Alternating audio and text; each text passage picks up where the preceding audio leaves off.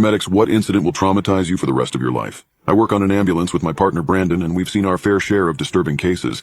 But when we met this psycho patient, I considered quitting my job forever. No one I tell this story to ever believes me because of how messed up it is. The area we had been called out to was right on the border of the U.S., extremely close to Mexico. We were in a taco shop getting some food when we got a call. Medic 11, responding. It was my turn as a patient person, so Brandon was driving. I was looking at the computer to see what the call was about, and the chief complaint said demons. We basically rolled our eyes at whatever person in dispatch put that in for. So we were 100% sure this was going to be some dumb call. Probably a psych call or toe pain. Little did we know this might be our last ever ambulance call. It was a long response. I mean, we're the closest unit, and I think we were about 12 miles away. It was way out in the desert. We pull off the highway and started going down a dirt road towards the house. It was the only house probably within 20 miles. As we roll up to the property, my initial assessment of the scene was, this is creepy as hell. There were no cars out front, it was pitch black outside, and the house was glowing by candlelight. You could literally see every window of the house glowing orange, and you could see what looked like hundreds of candles. So we started making demon jokes. We radioed in that we were on scene, and we start knocking on the screen door.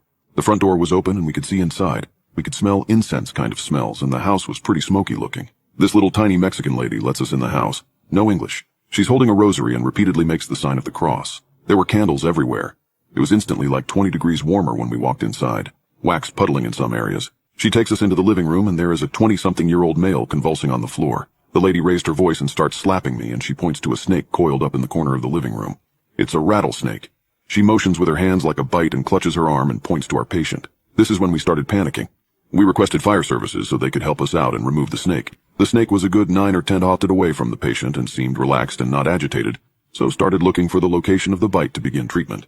As I'm setting up, we start hearing screams coming from inside the house. Screams I've never heard before in my life. Like, fatigued last resort type screams. I look at the little Mexican lady and she looks just as concerned as me. Brandon goes down the hallway and I radio in again for police. Brandon comes back, grabs me by my collar and pulls me out of the house. I shouted at him, "What the hell are you doing? Get in." He jumps in the ambulance and locks the doors after I close mine. "This is messed up, bro," Brandon said. I asked him what was going on, and I'll never forget he turns to me and he said, "I just saw a guy eating his effing hand." That's right.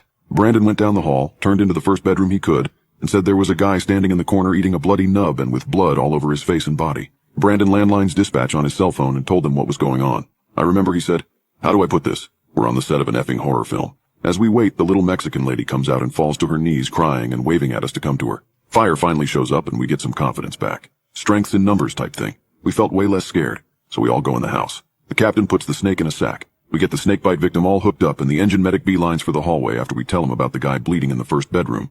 The engine medic comes back.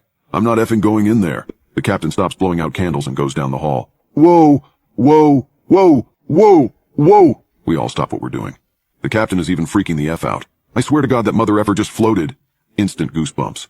"That dude just floated." Captain swears he walked into the bedroom and the guy was 4-ish FT off the ground spinning. Brandon and I look at each other as if to say, what in the actual hell is happening right now? Cops show up and detain the now combative guy biting his arm who just floated. We get the snake bite victim into our ambulance right before the captain almost requests a helicopter to have him airlifted due to the distance to the hospital and other factors in play. But we got him loaded up and we just bolt lights and sirens. Brandon is driving. I'm in the back of the rig with the patient.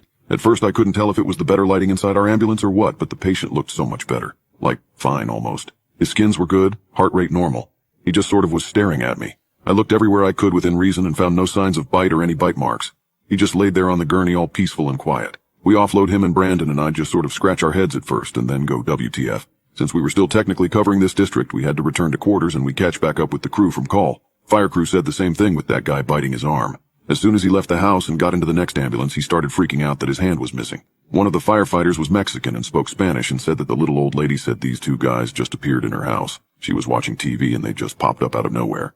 She said they were speaking like the devil, so she called 911 and started reciting Hail Mary and lighting candles and sage. The captain was having an existential crisis over allegedly witnessing another person floating through midair. He said the guy was floating and just kept flipping and flipping and flipping over. A few weeks go by and we get information from one of the responding officers that both of the guys were from Mexico.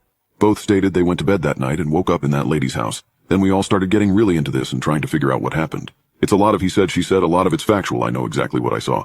Anyways, that's the whole story. It's definitely changed my perception of things. Call it religion or the supernatural.